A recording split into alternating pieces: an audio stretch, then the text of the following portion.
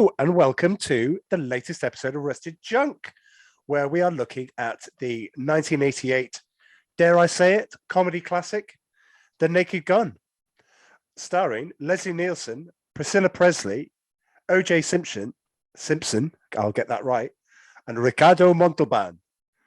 Anyway, here's the trailer. In this city, there's crime on every street. But one man has seen enough. He's Lieutenant Frank Drebin. Whatever scum did this, not one man on this force will rest for 1 minute until he's behind bars. Now let's grab a bite to eat. He's a good cop who's having a bad day. His best friend... Everyone should have a friend like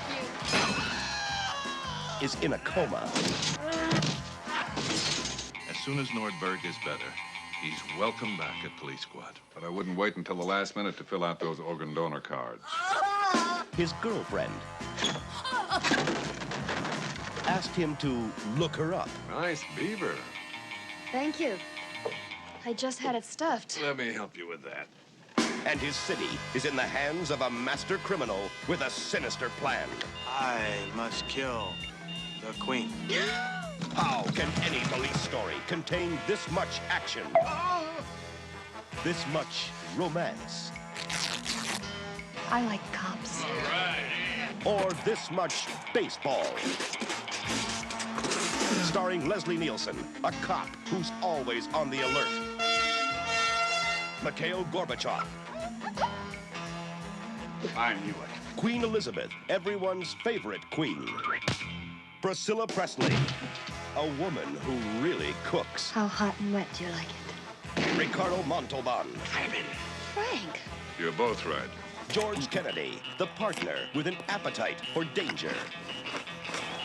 O.J. Simpson, as you've never seen him before. And Reggie Jackson in his first dramatic role. In a movie so big, it had to be filmed in color. The Naked Gun, from the files of Police Squad. See you then.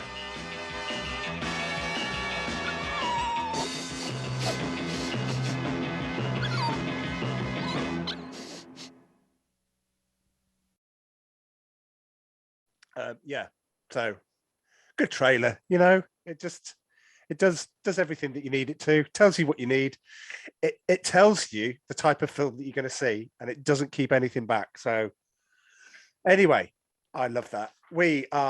It's how do we call it? Do we call you a seasoned veteran now? Do we call you, like, you know, you've broken your cherry on the first podcast, you've done your second podcast, it's the third. I think you're getting quite a knack for this now. I'm in the process of updating my LinkedIn profile to have professional podcaster there. So I think maybe one more after this, and I'll be ready to go. Yeah. And that, for people not viewing and can't see him, the dulcet tones of Dom, of course, from Nightmare on Elm Street and Real Genius fame, and Die Hard fame. So, of course, Die Hard. There was me thinking, this is your fourth one, so that you're ready to go.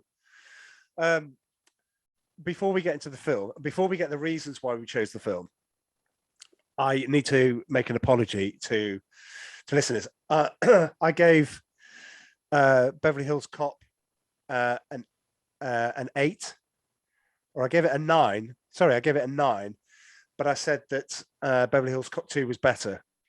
Amanda and I did what we did with Lethal Weapon. We went and watched Beverly Hills Cop 2 a couple of days later. I need to make a retraction. Beverly Hills Cop is the better film.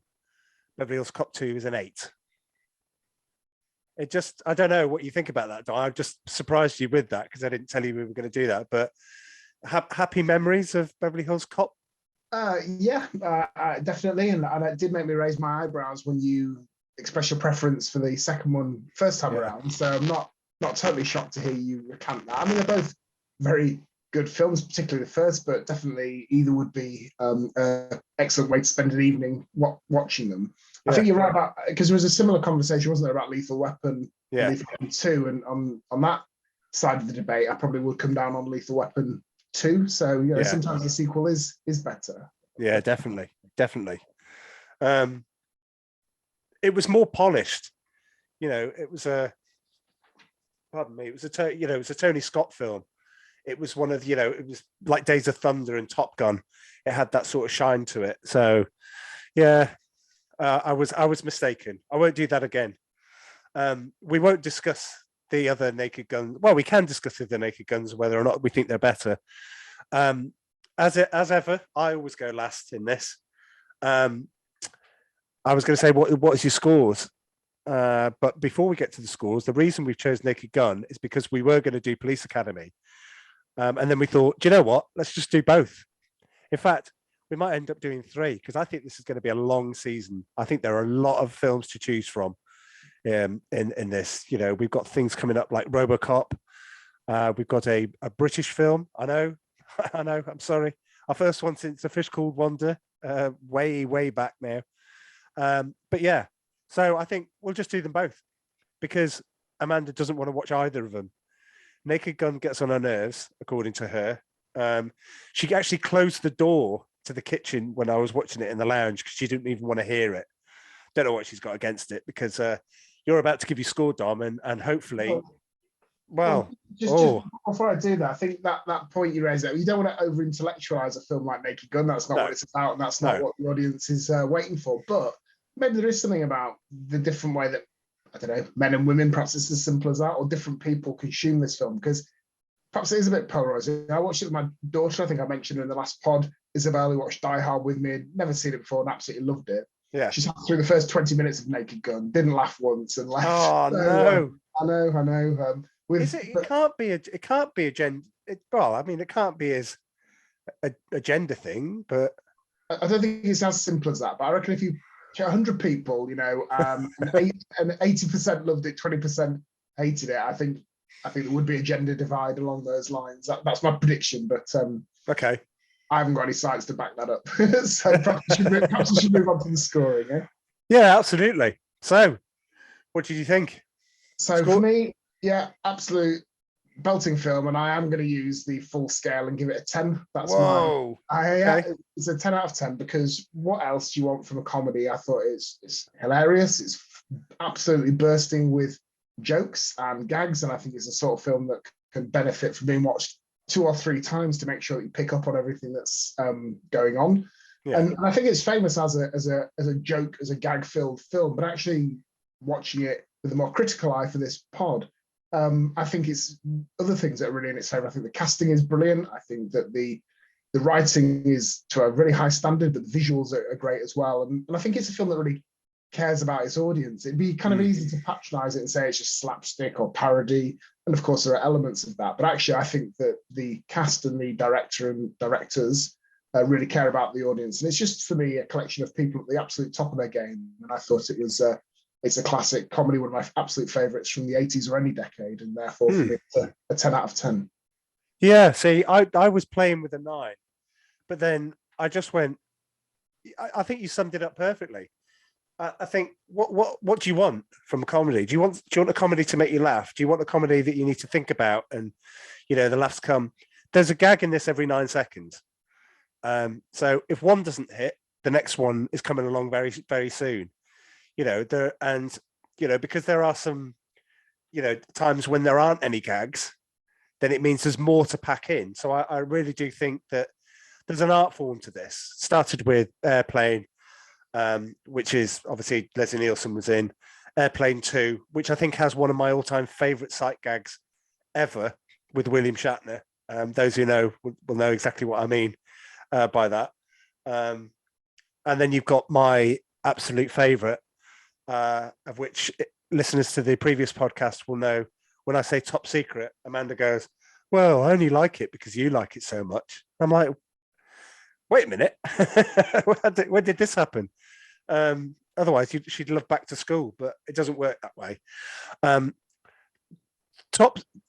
We will cover Top Secret at some point, but spoiler alert, listeners, that's a 10 out of 10 for me too, because that gives me exactly what I want, and it hits all the right notes. In some ways, it probably hits more notes because I've got more memories of Top Secret than this. But there's nothing that I would want to change about this film. There was nothing that I'd say it would work better. I'd give it an 8 because of this. There is nothing. It's it's a classic. And one of the things that I did just before I came on was to have a look at, you know, the great comedies of the 80s and the great comedies of the 90s. You know, you've got in the 80s, you've got Vacation, Trading Places, Caddyshack. These are all in the top 10. Caddyshack is the third highest rated comedy of the 80s on IMDb. And yet most people would not have even heard of it. And Mandy won't watch it because it's got Rodney Dangerfield in. And she went, I never want to see that man ever again. That's a bit of a shame.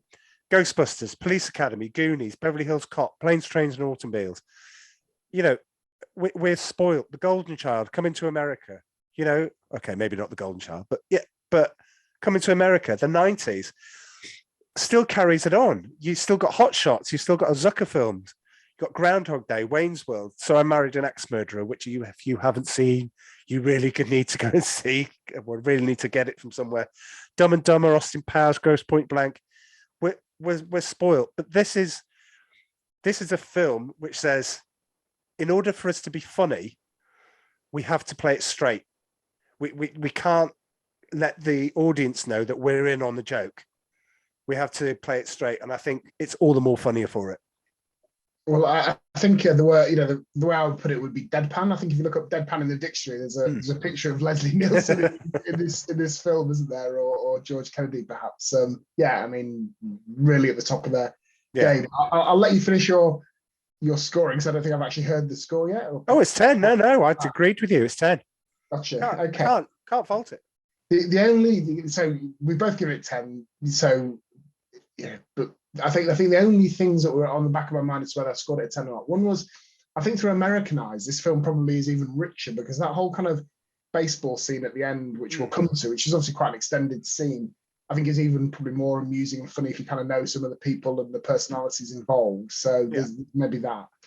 And then I just thought, a little bit like your conversation about Beverly Hills Cop and Beverly Hills Cop 2, I've downscored it because the other one exists. I just wonder, do I prefer Airplane to Naked Gun if I had to choose? I think I possibly do. You're allowed to. You're not going to offend anyone. I'm choosing Top Secret over this, but they're both 10.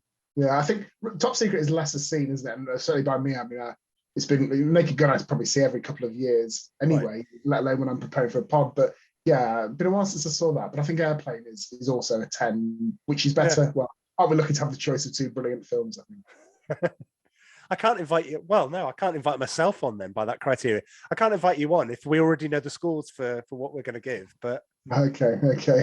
All right. Well, let's relish then a film that we both really enjoyed. Hopefully that's still interesting for your listener rather than us debating and bickering between ourselves. Absolutely. Anyway, I think it's. Do you know what? I think it's just the time. There's loads of things to get in.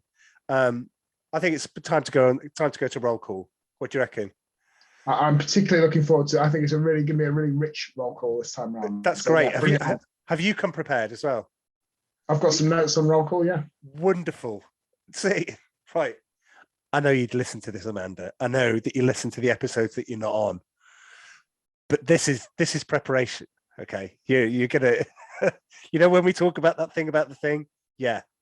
You're about to find out. If I'm prepared, it's only because I want to do such a good job as Amanda. So I think she's an integral, wonderful part of this pod. And she is. But just through her sheer snobbery of not wanting to cover a film that's as funny as this, then well, she misses out, and we get all the luck. Anyway, here we go. Here's roll call. Roll call. So we can't not start with Leslie Nielsen. What have you got? I mean, at this point, I would normally go, you know, give me some, you know, if anyone else was here or Joe, if it was Joe or Amanda, then I'd say, what about Leslie Nielsen? You'd go, probably Police Squad 1, 2, and 3. Apologies, Joe, if you wouldn't. I have got some of the things he was in, but I'll confess I had to look it up. There was none that sprang to mind. Apart from some of the... What sprung to mind that you didn't have to look up? Well, I mean, apart from the obvious ones that we're doing now and the TV series Police Squad, then it was the lesser comedies that he did for money, presumably in the 2000s. So there was Repossessed, wasn't there, and films of that ilk. The Dracula parody that he did as well. So Dracula Dead and Loving It, yeah. Yeah. So if anybody thinks it's easy to write films like Naked Gun, I'd point to the counter evidence, which is there's a whole versions of kind of rip off or very similar films which are nowhere near as good or as enjoyable. Yeah, and so I remembered him from a few of those. Starring the same actor as well, and it just shows it's the writing. Yeah, absolutely, 100%. I mean, this evolved from the 1982 cancelled after one season Police Squad, which, if you haven't seen it, is it's wonderful. It won't give you it's not as rapid fire as the film, but it's definitely great. I prefer the sidekick. It's Alan North that plays the character that George Kennedy plays in this. But yeah, I just Police Squad. I watched after this, so I wasn't aware. So I went to watch The Naked Gun and then went back and watched Police Squad. I also remember him from a short in Creep Show, the movie. He played a guy who's entices his wife's lover to a beach and buries him up to his head in the sand, and there's a clock and there's all sorts of things going on. And he plays a real evil character in that. And I thought that's quite a good mix. Anyway, what were you going to say? Yeah, sorry, I lost my train of thought there, but I was going to say, yeah, so obviously best known for this. I think in Police Squad, you said you watched it the other way round. I think Naked Gun benefits if you have seen Police Squad first, because there are some running jokes from Police Squad that make it into Naked Gun, and if you're a fan, you can kind of pick up and spot those. So the opening credits, where there's probably the police car, the kind of James Bond Q, mad scientist type character. And Al, you've got something on the side of your mouth. Yeah, exactly. These running and recurring jokes, which I think give it another layer of richness. So yeah, he was fantastic in that. And of course, he was in Airplane himself, wasn't he? Although a more minor character in that. Absolutely, Dr. Rumack, which everyone goes, oh, surely you can't. I am serious. Don't call me Shirley. But yeah. You're right. Yeah, I mean, I think we've covered most of them. He was in also something called Spy Hard. He was in Mr. Magoo. They made a film adaptation of that. If you got that without looking, then you would have guessed spot on this, because I would never have remembered Mr. Magoo. Certainly, I would never have remembered him in 2001: A Space Travesty. Worth watching just for the title, I thought. What? What? And Scary Movie 3 and 4. Sadly, he died in 2010, aged 84. I mean, when you put him on if you put a picture of him and say Leslie Nielsen, it's testament to how well played and well loved that character is, that they just go, it's Frank Drebin. Because if you put Harrison Ford up, people would. I mean, Harrison Ford's got a luxury of being able to say, people will say it's Deckard from Blade Runner. Most likely they'll say Han Solo from Star Wars or Indiana Jones, any number of things from his point of view. But I just think it's a character that I think people really love. So yeah, and actually when I was preparing for this pod and I looked at his Wikipedia and IMDb pages, and you see a photo of him when he was younger, it's almost quite jarring not to see him as this white-haired familiar face from Naked Gun. He was a good-looking guy, and he was quite a successful actor in film and TV. No kind of blockbuster hits or anything, but I think he was in 100 odd films and TV. He was in one of my favorite sci-fi, one of my top 10 sci-fi films of all time, Forbidden Planet. He plays the commander in Forbidden Planet, and he's incredible in that. I mean, that whole film is incredible. No, and I read an interview with him where he said that actually, some people had been a bit sniffy or a bit critical of his choice to move into comedy, but he was actually saying that basically the first 2/3, 3/4 of his career had actually been building up to that, and it felt that comedy kind of released him. So these were roles that he was born to play, which I thought was interesting. Absolutely. I mean, where he would fit in the top 10, funniest people, I don't know. I mean, that may be a conversation. We might have a special on that. It might be something that we, that we cover at some point. I think he's got a good shout. I mean, again, I'd put Steve Martin. Steve Martin gets in there instantly for me. Val Kilmer. I'm biased. See, look, I'm just trying to shoehorn it in. I don't mean that. There are other more deserving characters. Not a lot for Priscilla Presley, hey? No, but she is one of two actors in this film who have a more interesting life outside of Naked Gun than their Absolutely admittedly important part of making this film successful. So this is the more light-hearted one of that particular duo. So yeah, to be fair to Priscilla Presley, I thought she has some potential, and in fact she demonstrates some capability as a comic actress. yes. So fair play to her. She wasn't a cameo shoehorned into this, because as you'll no doubt share with us, she didn't have a rich and varied film career, did she? Not really. But perhaps she ought to have explored comedy a bit more, because I thought she handled herself well and did a good account. Yeah, I think she did. I mean, she shows that it's not just a flash in the pan in 2 and 3. You know, it carries on. 3 is probably far more commercial. It almost felt like, yeah, stop at 3. We don't think 3 is a bad film, but stop at 3. She was Jenna Wade in Dallas, so Dallas Dynasty, the Colbys, all of that was required viewing in the Hunter household growing up when I wasn't watching films. When we weren't sat down at aged, crikey, how old must have been? 8, watching The Life of Brian and things and Dave Allen and things like that. I'm just like thinking, it's made me the man I am today. So yeah, thanks, parents. But I've got to point out, you probably scanned the Priscilla Presley's very short acting career. There is one film in there that I need to point out, and it's The Adventures of Ford Fairlane. Because, well, I need to mention it. I don't know how to describe it. Andrew Dice Clay is the lead character in it. And he is very much Marmite. There is no grey area with him. You either think he's incredibly funny, or you think he's a despicable human being that has no regard for anyone but himself. I think he's incredibly funny. I can't describe the film.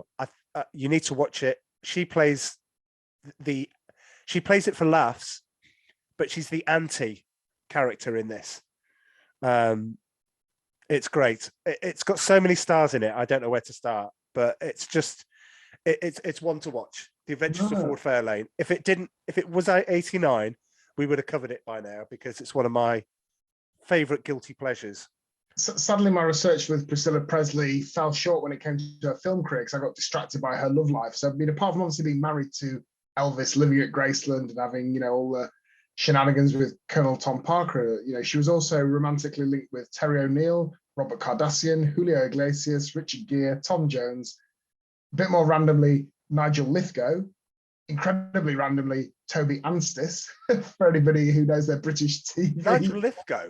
Yeah. The guy that used to be on Pop Idol. British television executive, let's describe him as that. But yeah, it's interesting that you picked up on that rather than Toby Anstis. Did you? Oh God, yeah. Sorry, I know we've got one listener in Germany, right? Because I can see where everyone's listening. I apologise. Well, you probably might have a better idea of knowing who Toby Anstis is than any of our US listeners, which are sitting there going, well, thank you for the acknowledgement that you don't follow baseball and it might work better in the States, but thanks for Toby Anstis. We could do a whole show on Toby Anstis and his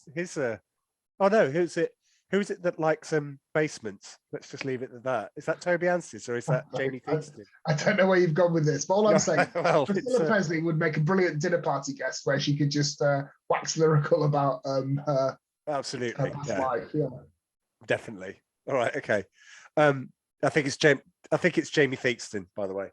So just look up Jamie Theakston and Dungeons, and then you take it from there.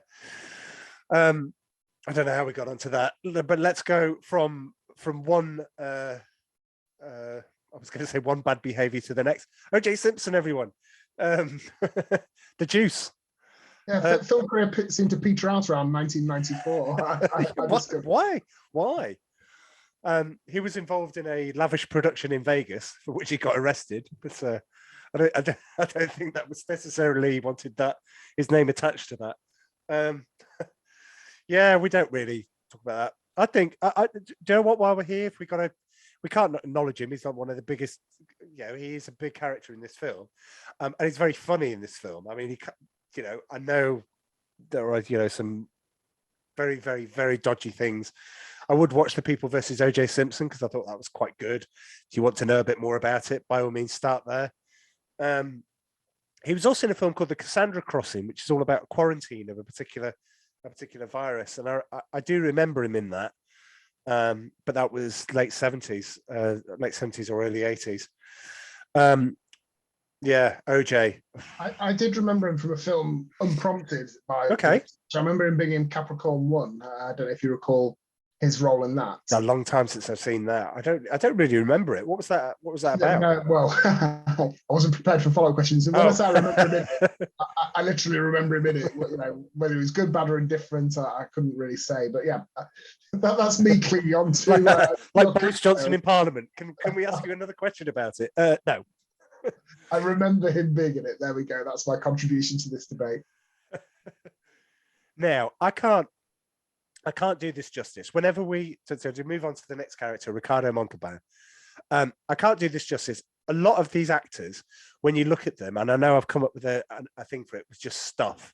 They've been in MASH, they've been in The Love Boat, they've been in Hardcastle and McCormick. If you haven't watched that, please do, because it's brilliant.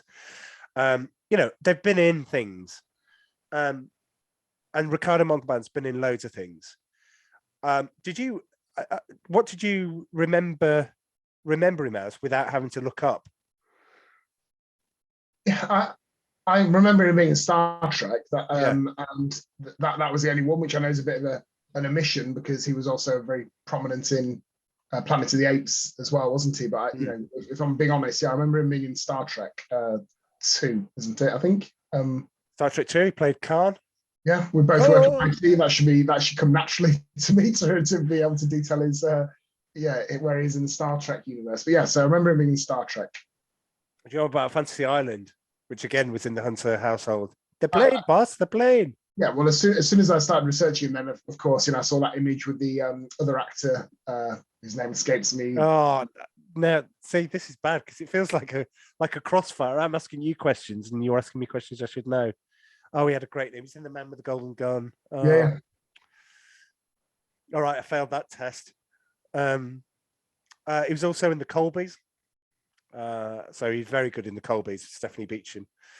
And Spy Kids 2 and 3, but not 1. And reason why is because he played the grandfather, and obviously they needed to do something else with Spy Kids 2 and 3. 1 wasn't bad, as far as I remember. I mean, he had leading man looks, didn't he? You know, he's very good. Oh, he did, absolutely. Guy, and he was never like a top tier real box office star in the US, but I gather he was a real star in Mexican film, and then he did make, he played some prominent roles in some profitable films, and it looked like he had a very happy, successful film career, really. And I thought he played himself. I thought he came across well in this film, Naked Gun, as well. So he plays it perfectly. Yeah, you're right. You got George Kennedy as the sidekick. He was also in Dallas. He played Carter McKay in Dallas. He cut his acting chops on the Phil Silvers show.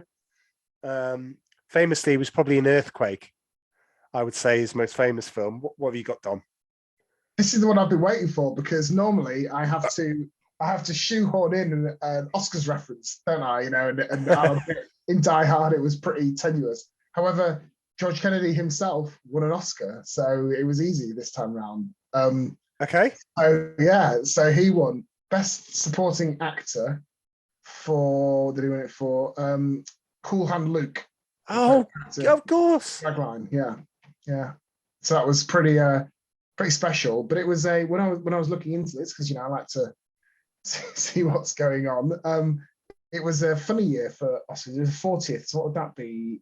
Cool Hand Luke 66, 67, something like that. 67, yeah, probably say, yeah.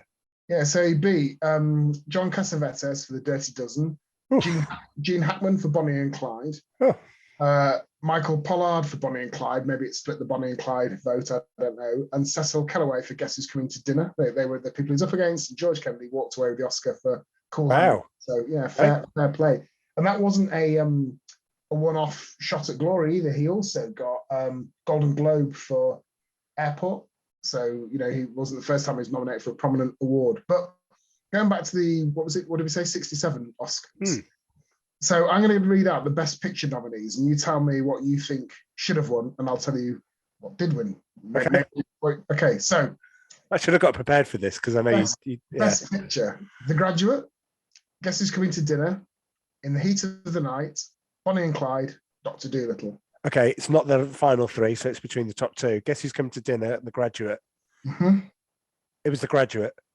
It was In the Heat of the Night. So straight. What? Yeah, yeah. I won't do them all. I'll just do Best Actor and Best Actress as well. Yeah, okay. So, Yeah, I like this. all right. Okay. So here's your Best Actor nomination. So Paul Newman, Cool Hand Luke. Spencer Tracy, Guess Who's Coming to Dinner. Dustin Hoffman, The Graduate.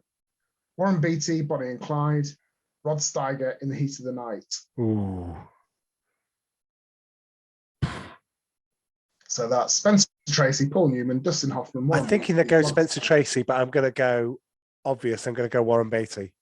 I think if I gave you 5 guesses, it'd be the 5th one. Rod Steiger somehow. The one that nobody will really remember. Yeah, all those legendary Hollywood figures. Yeah, okay. Right, so before you say it, Best Actress, the one that was in the Heat of the Night. That didn't. No, she can't be very good. She didn't get nominated. So it was okay. So there's some big hitters in here. Audrey Hepburn, Wait Until Dark. Edith Evans, The Whisperers.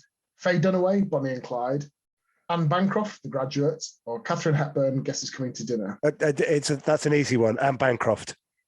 So you see that, and I could go on, but I won't bore our listeners with the no, I think they might like. Hey, if you like this, by the way, then Dom will have to do this every time he comes on. So I want my own jingle. Feedback. I want my own jingle. Yeah, but anyway, for completeness, it was Catherine Hepburn, Guess Who's Coming to Dinner. So the whole selection hasn't stood the test of time, I'm afraid. Oh dear. Oh well, never mind. The rest of roll call I have is Lawrence. See, there's times when you watch a film and then you go, whoa, whoa, whoa, whoa, in the background. That's Thingy from Thingy. Lawrence Tierney. He's down as Angel Manager.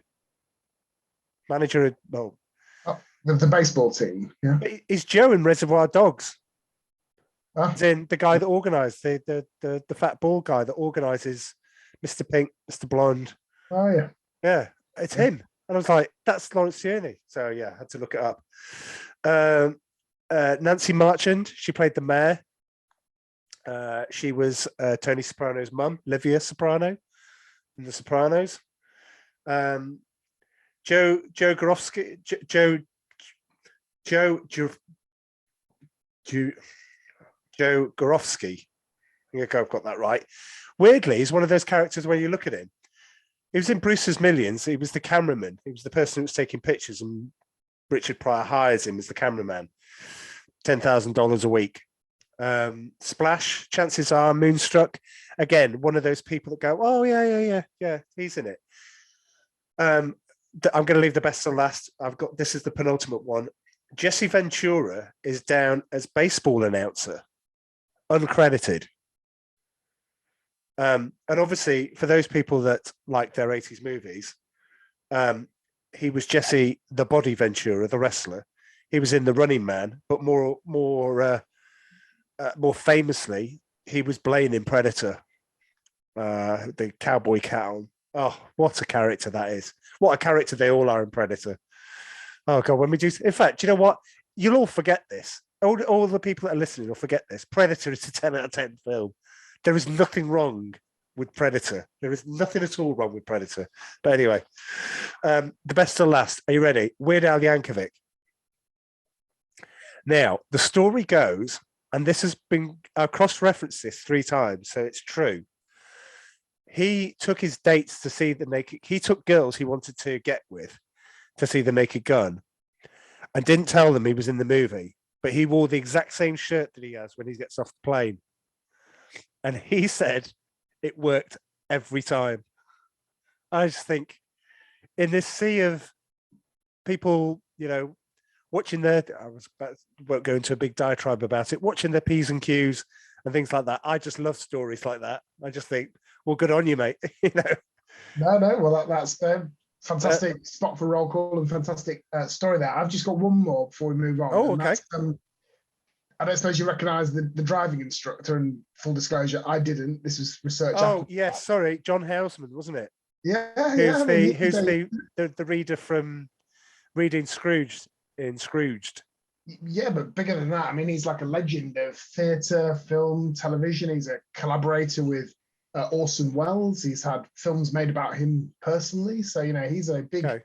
I mean, not a big star in the 1980s brash film sense, but he's like a 1950s probably and 60s. But no, he was at one point a very prominent actor and, a very rich CV that includes a lot of Shakespearean stuff. And here he is popping up in a cameo and delivering his lines very, very well. Actually. Very well, exactly. And here's me just reduced a, wonderful thespian, the character actor, on the stage at the RSC and the Globe and all of that. And I've just reduced in, he played a great driving instructor in The Naked Gun.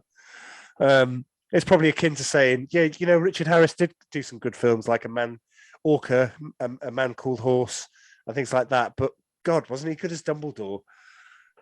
But, he was. I mean, there's no going. Well, we're not going into it now, but he's far better Dumbledore than. Who's the person that plays Dumbledore in the later ones? It is. I know you're all screaming at the radio now. Radio. It's me thinking that you're listening to it on a wireless or something. On your podcast, sorry, on your buds, on your Apple Podcasts. Michael Gambon. Yeah, he's better. Anyway, he bailed us out there, Charles. Yeah, thank you. Good. Otherwise, it would have been very, very awkward. To the film, I don't know how we do this. See, we discussed this beforehand. How we were going to do it. We came up with our top 10 lines. The plot. There is a plot to The Naked Gun. There is a way that we can do it, and we'll go. We'll cover a little bit and then talk about what it is. But you look at. Any of the naysayers that go, you know what, it's not really that funny. You go and have a look at the films of the Zucker brothers and have a look at the scores that they get. This got 88 critic review and 84 viewer review. We're pretty much there. We're pretty much with everyone else. I'd find it hard to justify anything less than that. Anyway. We open up in Beirut. That's where the film starts. So we've got a meeting of people. You have Castro, Arafat. Did you get the others? There were Idi Amin was there. Idi Amin, yeah. Gorbachev. The Ayatollah. Absolutely, and Drebin falls the plot of these people that wanted to rain terror down on the West. He then, as he falls the plot, you then see him return back to the States. He then gets off the plane. We've got that moment with Weird Al. Unfortunately, sadly, his girlfriend has split up with him. He's run off with somebody else, and he's back at Police Squad. But just before he gets to Police Squad, you see Nordberg. So O.J. Simpson is listening in, doing a stakeout on a boat. I thought OJ was well cast, stalking around in the dark with gloves on.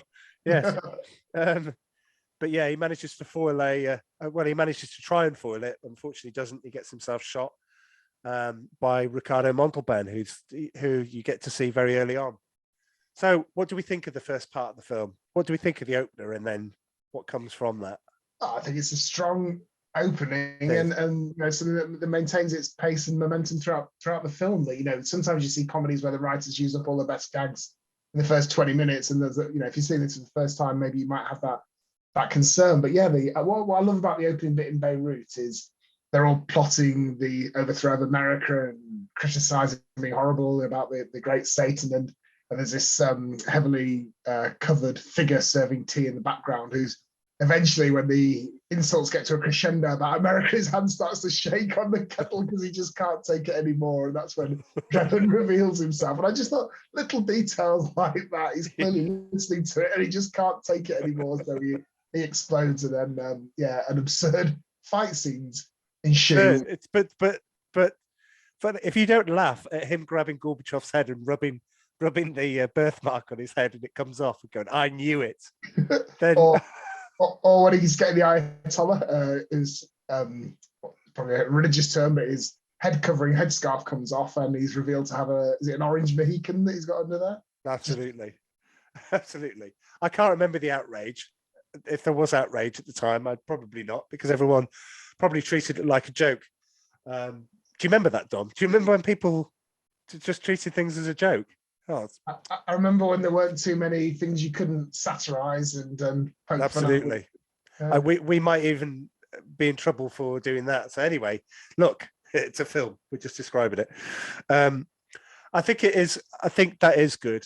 Who are you? I'm Lieutenant Frank Drebin, Police Squad. Wonderful, wonderful. But then they're coming off the plane. I love the Weird Al moment.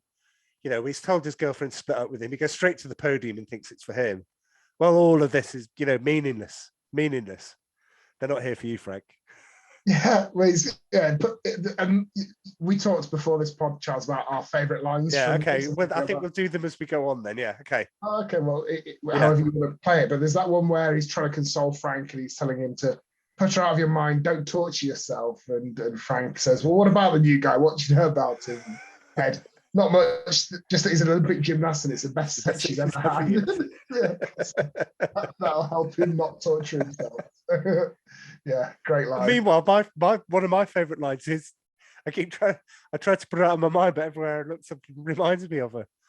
And there's those domes. I just say, well, if you're not in it by then you're going to have a hard time getting into it. But we've also got the opening, as he suggested. If you'd watched Police Squad, you know how these things open. It goes on the pavement, goes through a car wash. It's an easy gag. You just put a car in front of her and send it through a green screen, and it looks perfect. Goes through a changing room, a roller coaster, and ends up neatly in a donut shop. I do remember Naked Gun 2.5 having Jar Jar Gabor at the end, and she steps out of a car, hits it on the thing, and goes, "Flipping heck!" Just everywhere I go, the police will leave me alone, because she was famously arrested the year before the film. So yeah, I do like the fact that it can be updated on that. The Nordberg bit, so the foot through the door, it's great, because there's two standout slapstick moments in this film. One of which is where he goes to Victor Ludwig's apartment, which is beautifully played. But the other one is Nordberg getting shot, and then all the things that happen to him. Do you remember what happens to him? Yeah, there are a series that he gets shot multiple times. After pulling a gun on a heavily armed gang, one of them drops it and then shamefacedly picks it back up. But yeah, what is he? He burns his hand on a stove, doesn't he? What else is there? They get increasingly absurd as well, don't they? The mishaps that come despite having the wet paint. Yeah, tracking his fingers through the door. The slapstick bit, the face in a cake. It's just, and then he steps in the bear trap and it goes over the side of the boat, presumed dead. At that, so yeah, so. Well, it's a grim diagnosis, isn't it? Because he's got a 50-50 chance of living, but there's only a 10% chance. That was going to be one of my. My lines. I'll let you do the next few lines. So yeah, there's plenty of sight gags. We can't go through each and every one of them. I've listened to another couple of podcasts, and one of my favorite movie podcasts that I listen to, Shut the Movies. They covered The Naked Gun 2 weeks ago, and unanimously gave it, 9.5. They do a different scoring rating to us, but it was definitely ends up in the top 20 of the 300 that they've reviewed. You can't go through each and every gag, but you've got.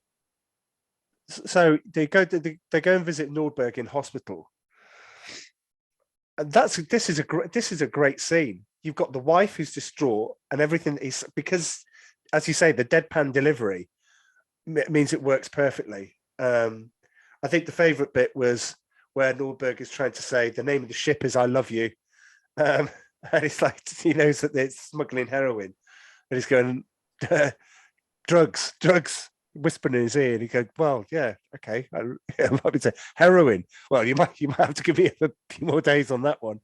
You're like, oh, who thinks of this and who writes this? It's so obvious to write, but nobody had come up with something like this. I just love it. What about his delivery to the wife? Yeah, when the answer's very matter of factly, who could have done it? Is that the scene you're referring to? So, what does he go through? Gay lover, angry husband, yeah, to increasingly distraught sobs from her. Yeah, Absolutely, and he's welcome back at when he's back on his feet. He's welcome back at Police Squad anytime, unless he's truly vegetable. but that's just common sense. Yeah. Oh boy, that's brilliant. Cut to the fact that Drebin has been tasked by the mayor to, and again, who comes? I mean, the plot of the Queen coming to this, visiting America, but coming to this town, coming to this place, go and see a baseball game. I just think is genius. But Police Squad have been put in charge in it. So is Frank. His radio mic doesn't work. He steals somebody else's. What did we like the line? No matter how silly we think the idea of having a queen is, we'll still do our job. But the toilet scene, come on! Yeah. I hear that people think that the toilet scene went on far too long, and I think it's just right. What do you think? No, I agree. And when I watched it again the other night, I wondered to myself, was this like one of the first examples of this kind of hot mic joke, where somebody inadvertently, in this case, going to the loo, echoes around everyone and everyone picks up. And I think it probably is. Maybe there's a connoisseur of comedy tell me when it was very first done. But this is one of the first ones that I can recall.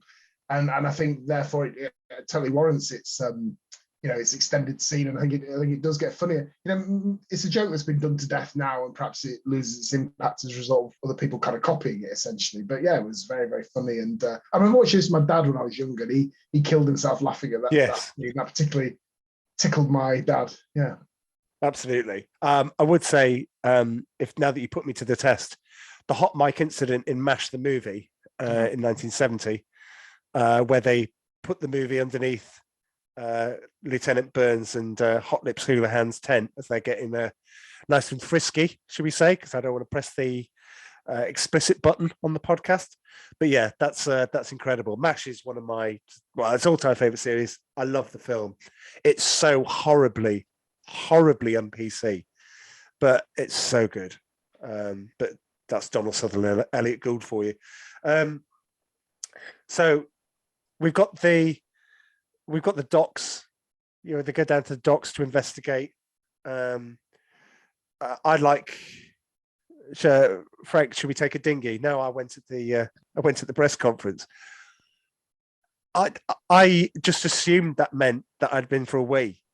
I mean, even though I didn't know what that meant at that time, it's just great. You're with it. You just think it. Well, I might not get the joke, but I get the spirit of the joke.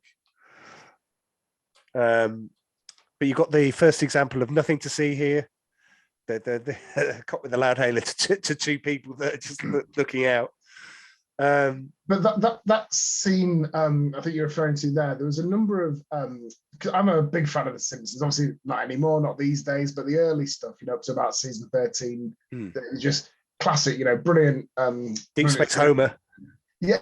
But I think watching this, there are a number of jokes in Naked Gun which then feature in episodes of Simpsons, to the extent that they must be the Simpsons writers paying homage to the Naked Gun, which obviously came first, and that was one of the nothing to see here. While meanwhile in the background there's dramatic stuff happening, and there's there are scenes we'll get to in it as well. But yeah, which are now famous memes, which are just everywhere on Twitter.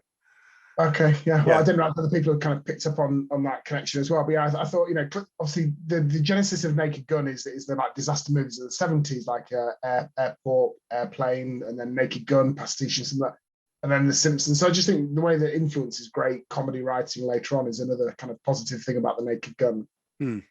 Yeah, absolutely. I think Matt Groening, who did The Simpsons, said that he was a great admirer of this type of film, and I think obviously The Simpsons came out, was it 89?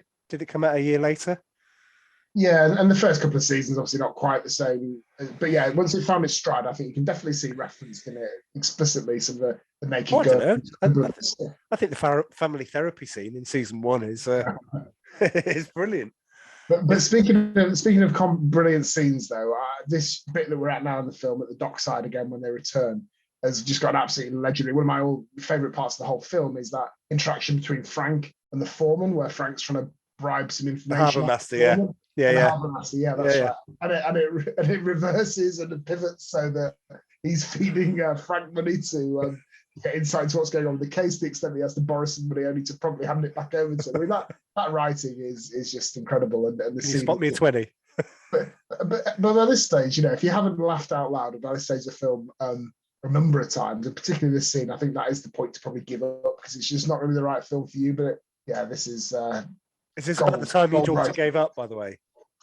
She might be, yeah, but possibly around it. I think at this stage when I was laughing and trying to compose myself to write some notes, I got a look of withering contempt from Isabel, and she walked out the room to do something more interesting. So yeah, but brilliant writing. Absolutely. Then we cut to, obviously he finds some clues that lead him to the ship was registered to Victor Ludwig. So he goes to Ludwig's office. We've got the bit with the fish tank with the Japanese fighting fish worth $20,000, and the pen that was given to him by Emperor Hirohito, as he pronounces it, which is unbreakable. Without dwelling too much on the scene, I just think the bit in that montage of where he ends up spiking the fish because he puts the pen in the fish tank again. It's quite slapstick, but not as good as the scene to come. You then have the fish ends up biting him on the nose, and he goes, "Do you think?" And he goes, "Yeah." He goes, "Oh, you bet he does." And he's looking the other way. It's perfect. It's great, and both of them play it absolutely perfectly. And my note at this point is just Leslie Nielsen, a great physical comic actor, because a lot of this is about the writing, the jokes that we've talked about, the verbal dexterity. But here, you're right, his physical humor and physical comedy is second to none. And the way that the other actor kind of is the straight man to that is, as you say, just a really, really funny scene. Absolutely. We're introduced to Priscilla Presley, who's supposed to assist Frank Drebin. She seductively walks down the stairs, falls down the stairs, gives him the look, bumps into the post. He's instantly infatuated with her. She's had the kind of breasts that say, "Hey, look at me," and legs he could suck on for a week. It's great. But then you get, I think we both agree that one of the best lines in the film, and the lines that people remember, is when she's in the attic in the stairs and he shouts up. What does he shout up? Nice beaver. Thanks. I've just had it stuffed. Wonderful. I don't genuinely. When I speak to people about Naked Gun, they're convinced that's in the second one. I'm like, no, it's always been in the first one, and it's one that people, I think, remember. He invites her out for Viking food, which I thought was great. Do you like Viking food? I do like one of my favorite lines. How about, I don't know if it was this, I don't know when I noted it, and I said, how about a rain check? Well, no, let's just stick to dinner. It's great. You've also got. Go on, here it comes. Because twice you've built up to a great line. I think he's going to do it this time, and you've chosen the beaver one and the rain check line. But my favourite from this scene, go on. Is your favourite? Is it Priscilla Presley? Is it that interaction? No, another one. No, it's when he's offered a cigar. Sorry, yeah, Cuban. No, Dutch. Was it Dutch Irish? My dad was from my father was from Wales. Yeah, that's brilliant. Brilliant. My that's not my favorite line. I have got a favorite line, and it's the simplest one. But I just find myself there's probably not a month, I would say, that doesn't go by without me experiencing something and then thinking of the line. So yeah, there you go, a little trailer for what's coming shortly. But Ricardo Montalban, Ludwig, says you need to get to know him. a little bit more. So stick close to him. So basically orders her to get to know him more. That's where you get back to police headquarters. You have the runaway car scene, which I thought was good. Did anyone get the license plate? And it's his car. That's the airbags have gone off in. And then we get to the part that you were talking about with the reoccurring characters from Police Squad, which is the same character from Police Squad. And it's the Q star character that. What inventions did he come up with? You remember the? He's got the anti-graffiti wall, hasn't he? Yes, he has. Yeah. The Swiss Army shoe, which is particularly deadly. But hilariously, the cufflinks, which fire a knockout dart, and then he tests it out. Let's test it on Ed, he says with glee in his voice. And as the dart thuds into his neck, why? Yeah, really funny scene. He'll be up and about in no time as he's twitching on the floor. Anyway, the insinuation is that Nordberg is somehow in on this, so he has 24 hours to clean Nordberg. You then cut back to Ludwig's office, where he has a plot. He is going to be involved in a plot to kill the Queen. He starts talking about it with a foreign financer who's going to pay him to assassinate the Queen, called Papschneer. And he ends up having a device where he clicks on it and it hypnotizes people against their will. They don't know they're doing it. He hypnotizes his secretary. His secretary, by the way, was played by Jerry Zucker's mum, which I didn't think was worthy of putting in. Do you remember his secretary? But yeah, so you know the device that's going to be used. That same device, Drebin gets to the hospital to see Nordberg and to talk to him to find out that the police people have been ordered away, seemingly by him. He noticed something wrong, but the doctor's been activated to kill O.J. Simpson. So before we get into the after bit of that, it's a nice plot device, isn't it? That very Manchurian Candidate. That No, definitely, and this is why I think it is a superior film and superior to some of the stuff Leslie Nielsen did for money later on in his career, because it's, there is a plot to it. There's they retain the integrity of the plot. That scene in Ludwig's office is a fairly straight delivered scene. It's one of the few that isn't just packed with gags, and it does move the plot forward, and things which are brought up in that film do repeat later on. So it's not just a series of kind of slapstick gags going from one to the next. Actually, there's some plotting there. But that said, you are never really too far between hilarious kind of set piece opportunities either. Absolutely. But the doctor fails. I don't know why I laugh at this every time, and I ended up laughing out loud, despite the fact when you watch it on your own. I think it's easier to laugh when you're in a crowd, but if you laugh on your own, it's really funny. Why do I find it funny that the pillow he's trying to smother Nordberg with, he throws at Drebin, and Drebin treats it like a face hugger from Alien? And why is that funny? I don't know why that's funny. I'd love to know how much that was improvised and how much that was kind of scripted. But yeah, again, he throws a pillow at him. It'd be dead easy just to throw it away. But yeah, he turns it into this kind of hilarious 5 minute or 5 second interval where he's grappling with it like it's the world's deadliest weapon. Yeah, and it makes you laugh. Anyway, the doctor, we've got the chase from the doctor, where again you talked about John Houseman, is the driving instructor to a learner driver. It's great. It's just we've got this. The chase scene. She then, I've forgotten what her name was. Stephanie learns how to flip off or produce the bird to the truck driver that gets in the way. But then Frank Drebin's like, "Step on it, Stephanie. We've got to catch him."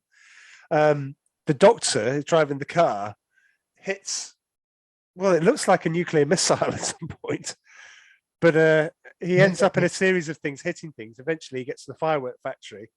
That's when the fireworks go off. That's where the famous meme is: Frank Drebin with his back to the fireworks factory, going, "Nothing to see here, Yeah, Nothing to that's right. see. No, I got it wrong there. I think, yeah, I got Wonderful. my timing wrong. But yeah, that's it. Yeah, so he goes on a petrol tanker, intercontinental ballistic missile, is he, and then into a firework factory, and he's dispersed, nothing to see here.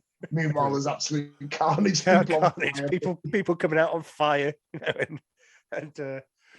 Anyway, after all of that, he goes back home to find Priscilla Presley's let herself in. She's boiling a pot roast, and asks him how hot and wet he likes it. So this is not just sticking close by to him and watching his actions. This is pretty much moving in. What do you think of this scene? My favorite bit is I love the interaction between them, the seductive thing, but my favorite line is, do you mind if I just slip into something more comfortable? And he comes back with the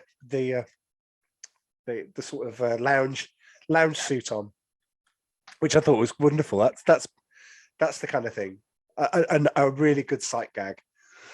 My favorite, yeah, it is funny, and my favorite part of that scene though is the exchange where he's describing what happened to his ex-wife, and he said, it's the same old story: boy finds girl, boy loses girl, girl finds boy, boy forgets girl, boy remembers girl, girl dies in tragic blimp accident over the Orange Bowl on New Year's Day.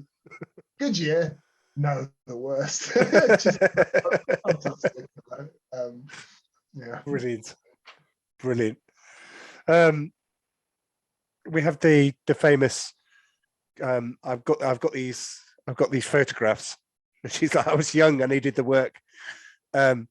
We have this interaction between them. We have the famous sex scene. So if you don't, if you remember the Nice Beaver, you remember them dressed up at the end of it in big latex condom-like coverings with that, and then goes into the montage.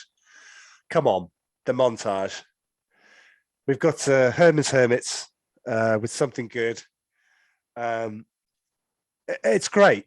It's wonderful. My favorite bit is where they come out the cinema laughing out loud, and you see that they're just Vinci Platoon. And the montage is supposed to take place over a single day, isn't it? It's almost like they're spending weeks together falling in love, but they go to cinema, they get tattoos, go to a rodeo. Run along the beach in clothesline, another couple. Fantastic. Absolutely. It's and then at the end you get the Herman's Hermits, Something Good, the Naked Gun soundtrack. You get the old MTV bit in the background, which I thought was a nice touch. The bit where he's now doing a stakeout at Ludwig's, and he breaks into his office. But sure, no, that previous scene, we've got to finish with the line, can I interest you in a nightcap? Thank you, I don't wear them. Not on off his phone. Not as good as the as I say, let's just stick to dinner. That's where I think the rain check line might have been. But breaking into Ludwig's office, we have the perfect slapstick. And this is my favorite line of the film. So he's looking through everything. He opens the drawer and goes, bingo.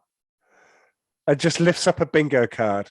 That is my favorite gag. Because every time somebody says, I mean, it's not really in use anymore. It's a bit like the word knackered. Nobody kind of uses it anymore, or bonk. But, it's so well done and it's so well delivered that I just think, when I think of something, and I just think, oh, yeah, bingo. Oh, yeah, Naked Gun. Yeah. I'm in it. But with the whole scene is the most perfect slapstick.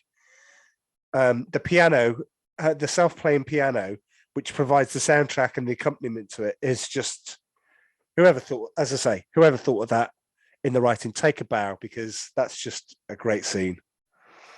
You also have he's catching vases. It doesn't stop. He has to go outside. He sees Ludwig coming back. He has to go outside. He's grabbing on. There are bare-breasted, statues outside that he's grabbing onto, but he grabs onto real breasts of the woman that's got a window open, looking there. That's not the funniest bit. the No, funniest bit this is is why the it's such a statue. great scene. Yeah, It's because you're right. well, It starts from the bingo bit, and then it's this disastrous kind of escalating series of mishaps, which you're going to reveal that he's been in the apartment, and you know it's very, very funny. And then, you know, just to defy your expectations, when you think, right, move to a different scene, he's out on the ledge dicing with death, grabs the woman by the breast, but there are also some male yeah. male statues there, as becomes apparent. When he's drunk, when he's holding on to it and dragging himself up with his mouth open, she looks out the window again. she faints. He manages to make it in. He's kind of dazed. He makes it in with this. Well, it is a stone dildo, and she just screams and collapses, and it's a wonderful scene. It's the fact that nobody. I mean, this is where you got to suspend disbelief. Nobody's pressing charges on this. You know, there's nothing. You know, the next scene is he cut to the mayor. The mayor doesn't believe them. Whenever I think of an interaction with the mayor, I'm sorry to break the rule that we had, but in Naked Gun 2.5, whereas, do you realise this city's overrun by baboons? And he says, don't you think that's the fault of the voters? It's just reminds me of that. That's where I would have thought this line would be, and it isn't. It's in the second one. That's just so good. But you're right. They don't press charges, but he does get a dressing down from the mayor, doesn't he? Yeah, he does get a dressing down. And you think, well, how long? He gets taken off the case. He's no longer in charge of protecting the Queen. Jane visits the flat. Hang on, though. Okay. Are we not going to do the interaction between the mayor and Frank when he's getting his dressing down? So, Drebin, I don't want any more trouble like you had last year on the South Side. Understand? That's my policy. Yes, well, when I see 5 weirdos dressed in togas stabbing a guy in the middle of the park in full view of 100 people, I shoot the bad words. Yeah, that's my policy. It was a Shakespeare in the Park picture of Julius Caesar, you moron. You killed 5 actors. Good ones. Yeah, very, very good. Oh, yeah. See, I've got you to do all the lines that I've just written a little bit on, but then haven't elaborated. So thank you for doing that. See, Amanda, I know you're still listening. This is prep. This is what prep looks like. She'll shout at me for that, but okay. Jane visits, tells him Ludwig wants to meet. It's a bit of an ambush in there. The guy ends up. I love the fact the guy's trying to talk to him. He shoots his weapon. I can't hear you if you're shooting your gun. The guy ends up falling in a vat of, well, you believe toxic waste, but that makes an appearance presumably a couple of days later. I don't know how that works, but we'll get to that bit in a moment. But he knows that he's been set up, and he knows that there's something wrong. He knows that the plot to kill the Queen is real, and he needs to do something about it. Despite the fact that he's tried to raise it with everyone, he's banned from not being able to attend, but he does go to the reception the Queen's having with presumably all the local dignitaries. I like the fact that when he gets to the hotel, there's a sign saying Queen's reception that way, and the other one was the Lipschitz bar mitzvah, which was in the other room. Amazing. But he's the Queen. What did we think about the scene with the Queen? Do we think it was tantamount to an act of war? You mean as a patriotic British person? I could see the funny side. Put it that way. Yeah, there was some great lines in there, weren't they? When he walks in and Monteblanc sees him, Drebin, Frank, you're both right. Yeah.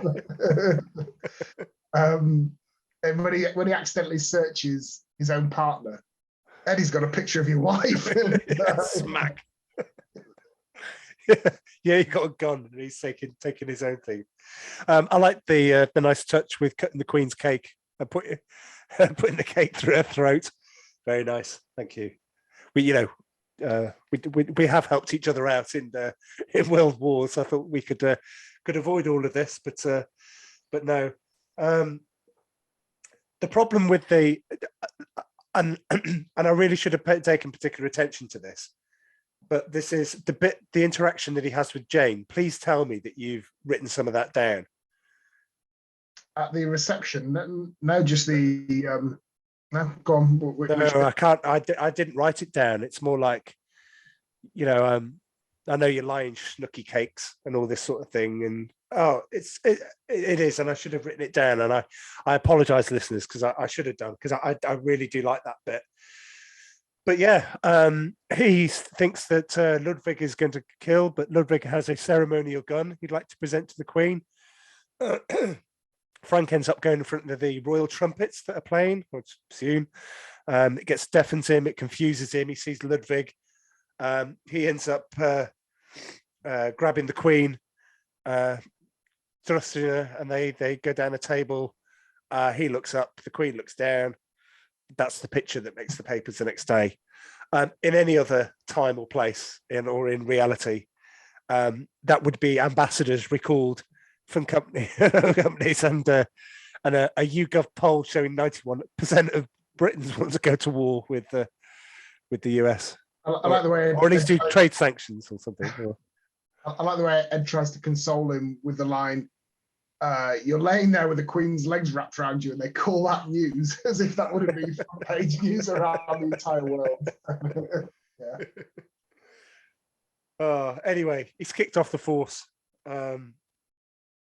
but he's convinced that he needs to do something about this, and he knows that I can't remember, how does he figure out that the assassin is one of it's going to happen in the seventh innings? I think Jane tells him that she overhears that. Yeah, that's right. But just in the process of getting kicked off the force, is that amusing scene as well, where he's going through all this stuff, and he says, "Hey, look at that! The missing evidence in the Kellner case. My God, he was innocent." And Ed turns around to him with an appalled look on his face and says, "You went to the chair 2 years ago, Frank." Oh, brilliant! Anyway, we go to the baseball game, which is the focal point for the end bit. I do like the rednecks sitting in the Queen's box. I thought that was a nice touch. Frank has to search all the players, and he has to find a way in order to get onto the pitch. So what does he do? He goes to the person who's going to sing the tenor, who's going to sing the national anthem, Enrico Palazzo, which was a nickname of my friend in school or in college. Sorry about this time. And yeah, he ends up taking his clothes, walking onto the pitch in order to sing the national anthem. That's right, and he butchers it appallingly, doesn't he? Well, see, this is the bit I've got to pick up with you, because I think what you said at the start is, when he's trembling with fear in the room full of everybody right at the start, and it's got to him because he's so patriotic. It's funny, but why? He'd know the national anthem inside out. I know it's funny, but I think there's some bits that you think he'd know the national anthem. It is, but it does tee up that gag where the real Enrico Palazzo is hogtied on a chair, and he's absolutely livid because his name is flashing up underneath this absolutely horrible rendition of the American national anthem, thus destroying his professional reputation. So yeah, you're right. Absolutely, we did think it's funny that he goes some bombs in the air instead of bombs bursting in air. I just thought some bombs in the air. That's wonderful. Sorry, our American friends, but yeah, that's incredibly funny. Then you get a montage of the montage of when he's the umpire. So he manages to go back in, take one of the umpires out and dress with one of the umpires' masks on. And that's where we get the montage of him trying to frisk players. Now, for our American, I don't know, and I assume, having watched like A League of Your Own and things like that, that there's a lot of spitting at baseball games, and that's why it's funny. It's because the players' wives are doing it as well. And I think it's specifically tobacco, chewing tobacco. Is it? Rather than just, okay. Yeah. All right. Okay. Well, thanks. We have our US expert here, so yeah, thank you. It's very good. We've got the Queen's been served hot dogs, and she takes a hot dog, doesn't she? But also the mayor takes or Ricardo Montalban has a hot dog, and he finds a finger in it, which he's supposed to think is the guy that just went in the vat 2 days ago because he's got the ring on. I think that is the joke, yeah. So I think Right. there must have been a scene that was cut, perhaps that leaked that a little bit better because it was a bit random, that wasn't it? But I quite like that. I don't think the Queen actually consumes a hot dog. I think the kind of whole joke about the Queen is she's clearly appalled to be at this game, having this experience, isn't she? She kind of, yeah, the actress does portrays her quite well doing that. Oh, absolutely. And here's the thing that's disappointing. I think that my friend Alex listens to selective podcasts, and you'll meet him at my birthday. But I played a music quiz of the round was famous places, the places in the title. So we had Budapest by George Ezra. We had One Night in Bangkok by Murray Head. And I played Randy Newman, I Love LA, which is the montage where he's frisking everyone. I think it's a wonderful song. And I looked at it, and Alex looked at me and went, like a perplexed look on his face. I'm like, well, it's a place. What about a film that you and I watched together the first time? It's kind of like didn't remember it. It didn't slot in. And I'm like, it doesn't matter how long ago, I Love LA is from Naked Gun.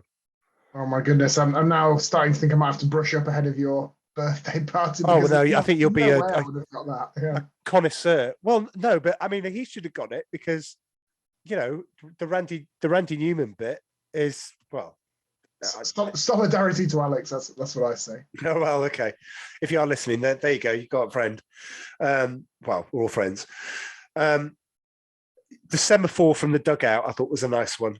The sort of Morse code, and then the flags, very nice hark back to Aeroplane, where the guy with the discs directing, where do I go? I'll just put it over there. The plane goes through the passenger lounge. But you've got the assassin can't be activated until they're out. The end of the innings. So basically Frank does everything he can. They throw balls up in the air to confuse them. We've got this scene where he's like, you're out of here, to another base, but he's actually throwing the ball himself in order to make sure this doesn't happen.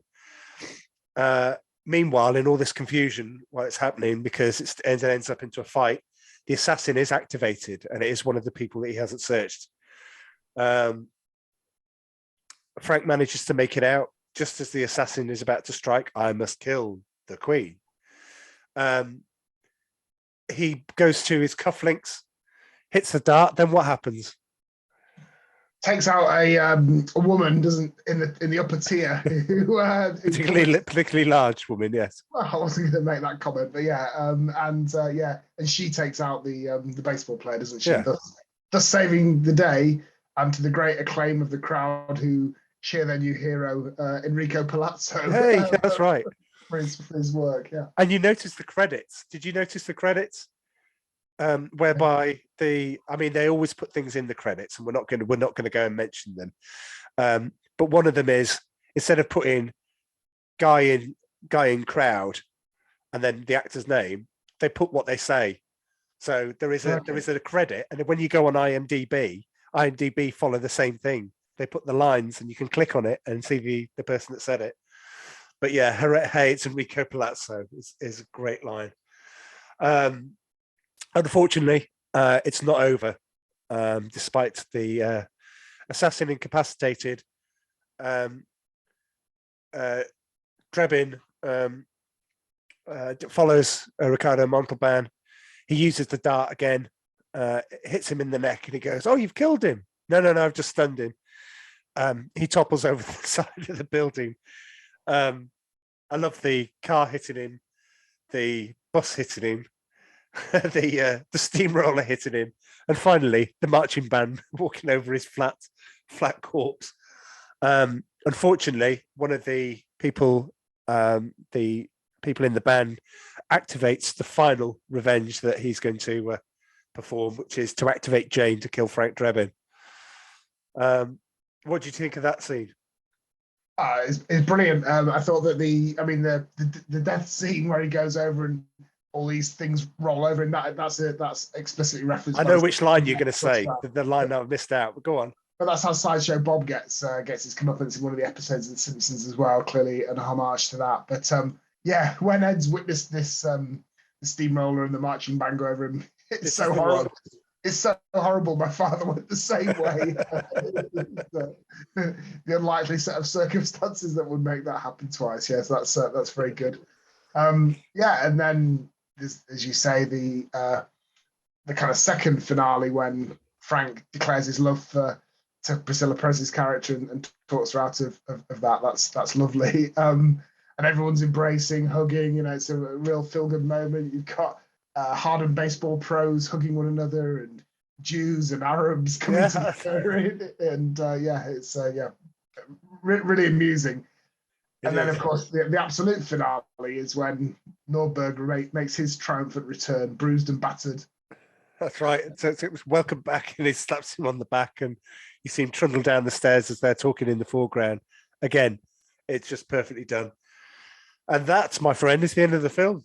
The only sad thing for me was that they didn't take a leaf out of the Police Squad way of ending their episodes, where everyone did a fake freeze screen at the end, and they would all just hold. That's right. Yeah. On Police Squad, that was perfect. Yeah, I feel like they've done that for Naked Gun, but anyway, still a classic ending to a classic film that maintains its pace and level of funniness all the way through the movie. Yeah, absolutely. The best of the three, I think we'll agree, despite the fact that I, will go back and watch the other two now.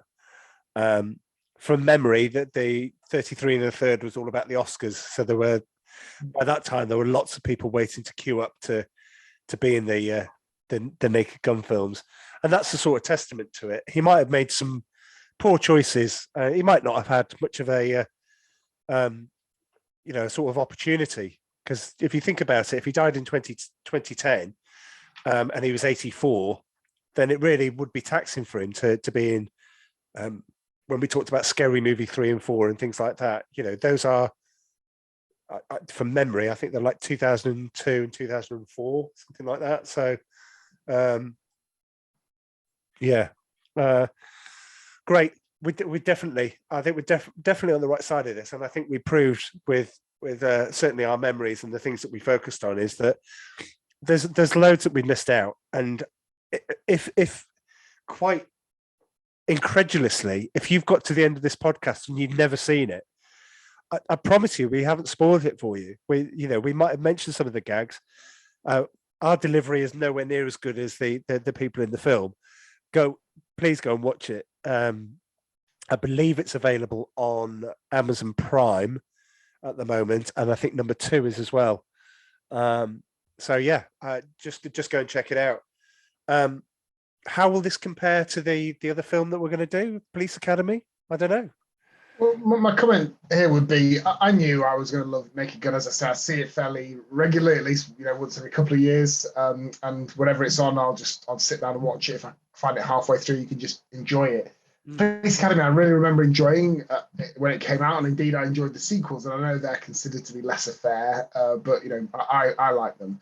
But I haven't seen Police Academy for a long time. I'll be really interested to go back to that and see, is it still as funny? Because I'm not sure if it will be, and how well has it aged? And there's a part of me that thinks it might not have done. So I'd be kind of intrigued as to whether I knew I'd love Naked Gun. Police Academy, a slightly different kettle of fish. I hope you're going to be on the same page as me. I think it still holds up. Okay. But we'll get to that bit when it. I don't think it's as rated as this. It's a different kind of film. But yeah. So you're coming back on for any other Zucker films that we do. You're coming back on, yeah. I'll come on to this show to watch any film that you ask me to do. Whether it's a Stonewall classic like I've been pretty lucky, really. You've invited me on films with the exception of Real Genius that I've really liked. But even Real Genius was a good experience of a new film that I haven't discovered. So anytime you and your listeners want to have me on, as long as the feedback isn't too horrific, I'll be back. Yeah. No, I love having you on. As I said, I I love having Joe on. Joe, you know that I do. We chat all the time about it. I've been on yours. I know I'm going on your podcast this weekend to talk about the Book of Boba Fett. So if you are interested in my thoughts on that, I rant an awful lot. I don't rant on this podcast as much. As soon as I get invited on the Disney podcast, yes, I rant. Only because I'm unhappy. I'm a Star Wars fan that feels like they're being let down. Paraphrasing, but anyway, that's go and listen by all means. If you want to know where to find it, if you can't find it, it's called Nerd Alert. It's part of the WDWNT podcasts. I have great fun doing that with Joe and Federer and Jack when he can be bothered. That's not a slur. It's fine. Jack's pretty useless on that. But anyway, as I say, I love having people on, and there's part of me that would like, if any listeners would like to be on it. You're not going to take anybody's spot. You're not going to take anybody. We'll just accommodate it. We'll just find some time. If you feel strongly about a particular film, it's something that you'd like to do, and you'd just like to have a chance of coming on the podcast, you are more than welcome. I'll tell you now, and I don't think you'll mind me saying it, but when Dom was a bit of a bag of nerves before we did Nightmare on Elm Street, because he hadn't done a podcast before, and like now you listen back, you can't tell anything like that at all. It just comes naturally. Trust me. So if you do want to do it, you're more than welcome, and you wouldn't be putting anybody out, unless it's a film that Amanda really really likes. But as you've taken 5 seasons to sort out, she really doesn't know her 80s films, so I don't think you, unless it's Dirty Dancing, which she won't give up for anybody. I think she wanted to do Flashdance at some point. I haven't watched Flashdance since about 84, so I remember it being all right. I'm not going to ask your opinion, Dom. Do you have an opinion on? Do you have an opinion on dance movies? No, I know it's a funny way to end the podcast, but any particular favourites? Not a huge fan, but I think you have to point out that both Dirty Dancing and Flashdance are both considered classics and do have a pretty big cultural legacy as well. Absolutely, So, that's his Footloose. Yeah, I think something can be not your cup of tea, but you can still kind of appreciate why other people like it, and that's how I feel about those films. Whereas maybe something like The Naked Gun, if it's not your cup of tea, you end up probably really don't like it, and maybe that's how Amanda and my daughter feel about it. But would I sit through Dirty Dancing or Flashdance if Beth wanted to? I probably would. Yeah, absolutely. Don't worry, you're not going to be asked to review it when we get to season 8, Dance. Dancing in the cinema. We've got plenty to pick from. I've already earmarked John Travolta in Staying Alive. Nobody's going to like that film, but my God, man, we're going to do it. But yes, anyway, Dom, lovely to have you. Again, love some listener feedback. I think everyone that comes on the podcast, I don't think we've done a bad podcast. I think we've done bad films. I think we covered Prancer, and I know we keep bringing that up, but I never, ever want to see that film again. I really would rather lie on a bed of nails and somebody pressing hard down on me than having to watch that film again. It is that bad. If we had done Scores, I talked with the family because Amy joined us on that one, and said we would have given it 0. There is nothing. There is nothing about that film. You can't really acknowledge the director. It is anyway. Right, there we go. Anyway, right. So I'm going to say goodbye. So Farewell, Charles. Farewell, listeners. Cheers, Dom. Nice one. Cheerio, everyone.